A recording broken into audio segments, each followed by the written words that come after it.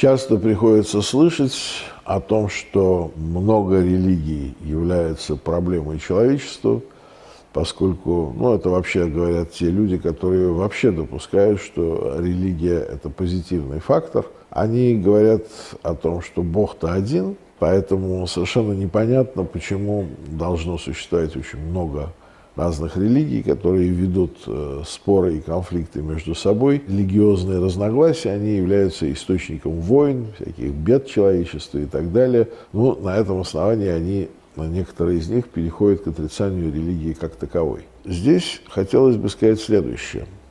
Рассуждения о том, что Бог один, на самом деле являются не совсем точными. Не то, чтобы богов было много. Конечно, богов немного, и, конечно, Бог один. Но дело в том, что откровение об этом Боге, или сознание этого Бога, или религиозный опыт по поводу этого сознания, они, конечно, фундаментально различаются. Существует дихотомия, то есть деление на два. Крупнейшее и наиболее значимое деление в религиозной и в духовной сфере, которое пролегает такой красной чертой и отделяет одно от другого. Это то, что отделяет язычество от богооткровенных религий, которые являются так называемыми религиями единобожия, монотеистическими религиями, которые восходят к Аврааму, а Авраам принадлежит к цепи пророков, которые идут к Адаму. И существует традиция, или так называемая естественная религия, о которой говорят некоторые теологи, что у человека есть естественная религия, естественная связь с Богом, которая в былые времена, она была очень такая явная, непосредственная. Человек обладал такими более острыми чувствами, более открытой духовной интуицией и непосредственно связывался с высшими эшелонами бытия. И находился в луче такого духовного присутствия. Это естественная религия, и она принадлежит к той сфере, которую называют так называемой вечной мудростью или вечной философией, perennial philosophy, которая распадается на разные традиции тоже, но эти традиции имеют общий алгоритм. Буддизм, индуизм с его очень глубокой метафизикой недвойственности, неоплатонизм, который пропитал собой все от, учения христианских великих отцов церкви до суфизма, и оказал влияние практически на все такие доктрины к западу от Урала. Зороастризм, митраизм, то, что вошло в подкорку западного человека вопреки христианству и повлияло на его религиозное мировоззрение. Это все доктрины, которые относятся к язычеству. А с другой стороны, доктрины, которые принесены в мир пророками. Причем эти пророки принадлежат к цепи такой, можно сказать, единой родственной цепи. От Адама к Ною, от Ноя к Аврааму, от Авраама к Моисею, от Моисея к Христу. И вторая линия от Авраама через Исмаила к Мухаммаду. Религии, связанные с откровением пророков, они основаны на принципиально другом видении, другом понимании реальности, понимании духа, понимании человека и так далее. Самое общее, что можно сказать, что религии языческие, они все восходят к метафизическому монизму, то есть к концепции единства бытия, которое на самом деле во всех своих эшелонах, в том числе и самых верхних, погруженных в непроницаемую тьму для обычного человека, тем не менее они все связаны, как первая ступенька лестницы, она связана с самой высокой площадкой наверху, потому что насколько бы она ни превышала низ, все равно к ней ведет целая серия ступенек. То есть это некое единое пространство. Вверх может быть скрыт непроглядно, может быть погружен в облака, в ночь, а низ может быть там освещен и так далее.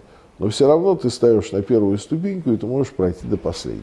Что касается религии откровения, они основаны на том, что Бог как личность, как Творец, является абсолютно, уникально и непостижимо противоположен всему, что есть, которое все, что есть, является, естественно, его творением, его производным от его воли, которая возникла и существует в соответствии с неким его замыслом. То есть все сущее, абсолютно все сущее, есть некий проект. В Коране говорится, что Аллах ничего не создает понапрасну. И все вписано в некий метасценарий, колоссальный сценарий, где практически учтены все нюансы и все детали всех индивидуальных ролей, но при этом носитель этой мысли, он также отделен от всего сущего, как скульптор отделен от своей скульптуры. Религия подчеркивает, что разница между Творцом и тварью, между Творцом и сущим, она гораздо больше, чем разница между живым скульптором и мертвой скульптурой, которую он сделал. То есть дистанция гораздо больше. Для нас Творец – это непроницаемая тайна, которая дается нам только в откровении. Мы не можем с точки зрения авраамической религии путем созерцания, путем аскезы, путем каких-то усилий или добрых дел выйти на контакт, постичь Творца иначе, чем приняв Его в том виде, в каком Его приносят нам пророки, которые избраны этой непостижимой тайной специально для того, чтобы послать их в мир и апеллировать к нам. Но спрашивается, а зачем Богу, который так далек, апеллировать к человечеству, которое Он создал? И почему Он его создал так, что к нему надо апеллировать? Ну, во-первых, согласно исламскому преданию, которое, кстати говоря, совпадает с иудейской традицией, когда Адам создавался, как глиняная кукла, Всевышний вложил в него частицу Божьего Духа, Святого Духа, который образовал в Адаме как бы вот центр такого духовного парадоксального присутствия, которое абсолютно отличает его именно этим моментом от всей остальной твари. И поэтому, когда сатане было сказано поклониться Адаму, и тот, возгордившись, сказал: «Я-то ведь первое существо в творении, ты создал меня из огня, его из глины», он не знал, что внутри Адама жил вот этот вот свет этой частицы Духа Божьего, который вложен в эту глиняную куклу. То есть она была ему не видна и как бы не очевидна, и поэтому он отказался поклониться и ослушался. Интерес в том, что Адам был первым пророком. Он был послан, многие считают, что Адам был предком человечества, основоположником человечества, его праотцем. Это верно только в духовном смысле. Потому что когда Адам был послан к людям в качестве пророка, люди уже были, это были люди Золотого века.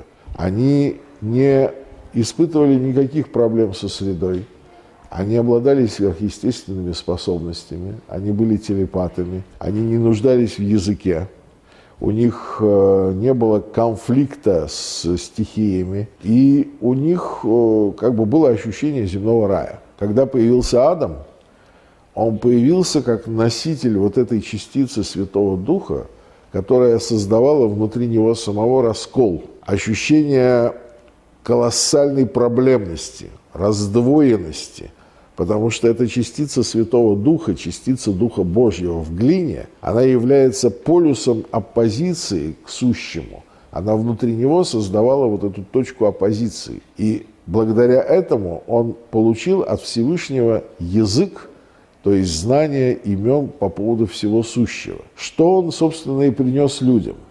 И после этого возник глубочайший конфликт. Исчез Золотой век. Рухнуло ощущение единения с природой.